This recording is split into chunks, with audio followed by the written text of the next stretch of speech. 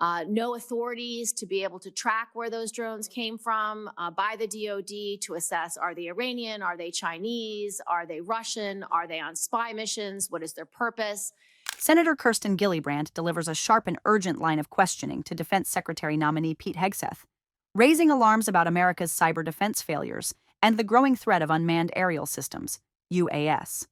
Citing real-world examples from the war in Ukraine, drone incursions over U.S. military installations, and a staggering shortage of cyber professionals within the Department of Defense, Gillibrand challenges Hegseth to explain how the Pentagon plans to confront modern warfare threats. The exchange highlights concerns over inadequate authorities, stalled hiring pipelines, and whether U.S. leadership is prepared for the realities of 21st century conflict. Secretary Hegseth, this committee has had many hearings about the future of warfare and making sure that we have the complement of warfighters that we need to win any future wars and not focus how we could have done better in the previous war. One of the areas where I have deep concern is cyber defense in this country. I'm concerned about cyber warfare. I'm concerned about cyber terrorism. I'm also concerned about the deployment of UAS, as we've seen being extremely powerful in the war in Ukraine. We've seen what Iran has done. So I'm concerned about our posture with regard to UAS and a defensive posture with regard to UAS attacks. I'm very concerned about what happened over many of our military sites.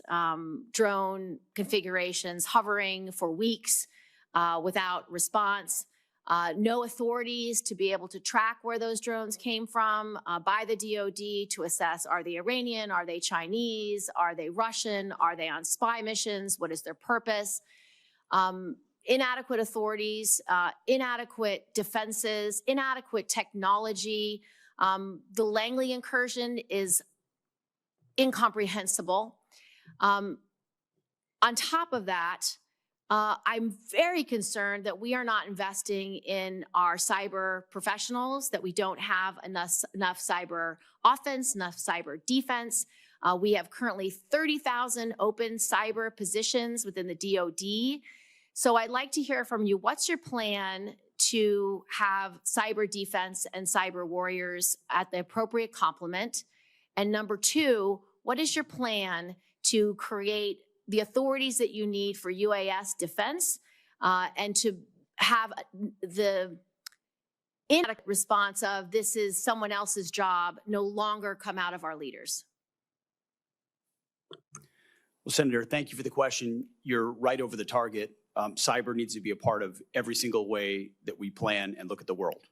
That gray zone part of conflict, and we can't cede that terrain in any way to our adversaries. And so it is, you'll see the resources in this budget that invest in that. You'll see it fully integrated into planning and capabilities.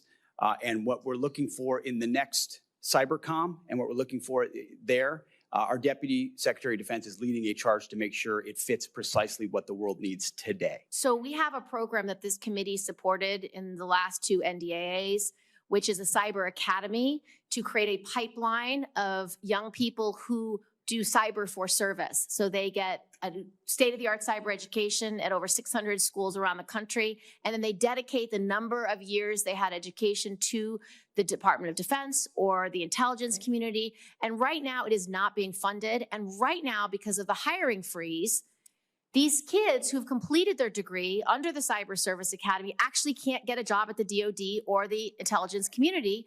And they're either gonna have to no longer serve, which was part of the program, or get employed somewhere else, but we lose them. So what are you doing to unplug this problem of not hiring these cyber professionals immediately because they are part of the cyber service program? And your budget does not show that you are planning to fill 100 cyber positions for these young people who want to serve in the IC community or in the IC or in the Department of Defense. We'll review aspect of the hiring freeze in the Cyber Academy. We want those positions filled. We're fully committed to it.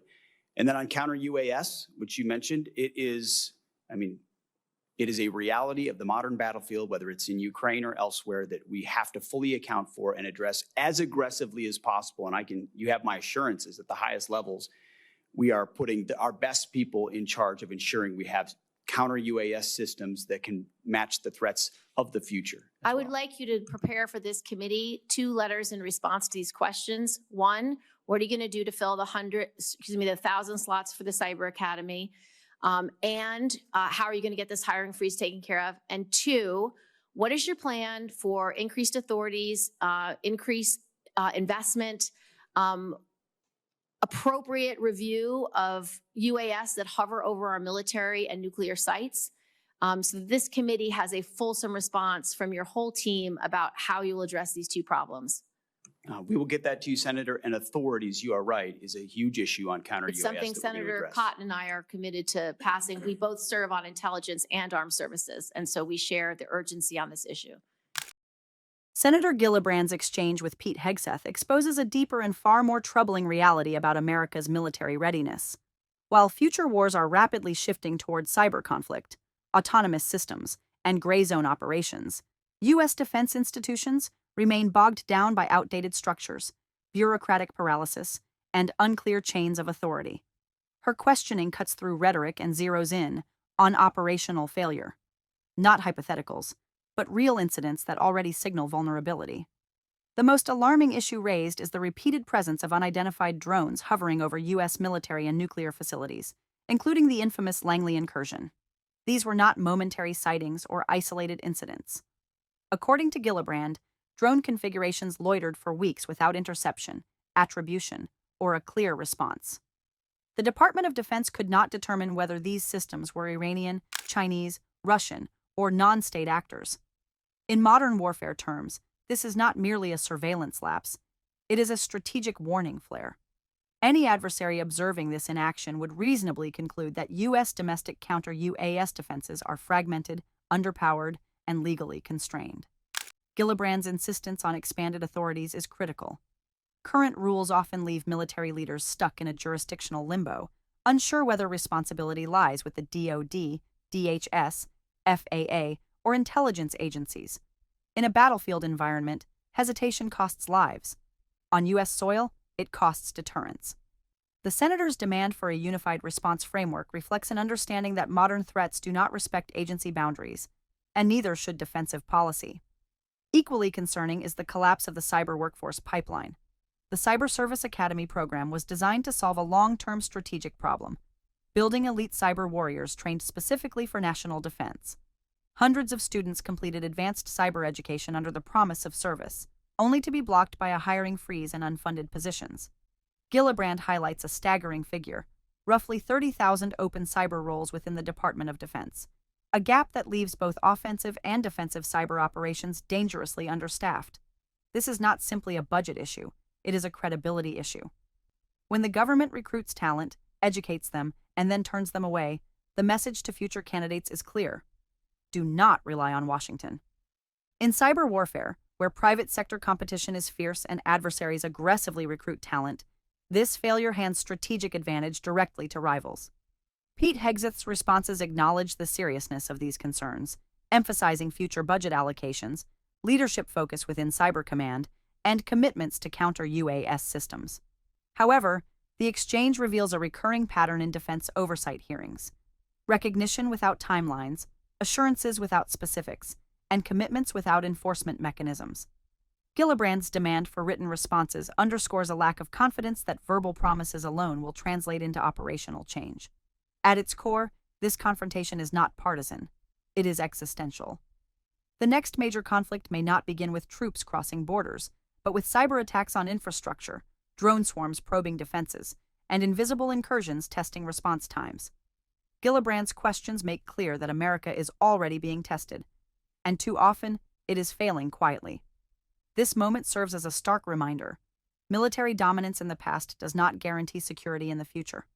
Without immediate investment in cyber professionals, clear counter-UAS authorities, and decisive leadership willing to adapt to modern warfare realities, the United States risks being technologically outpaced in conflicts that may already be underway, unseen, unacknowledged, and unresolved.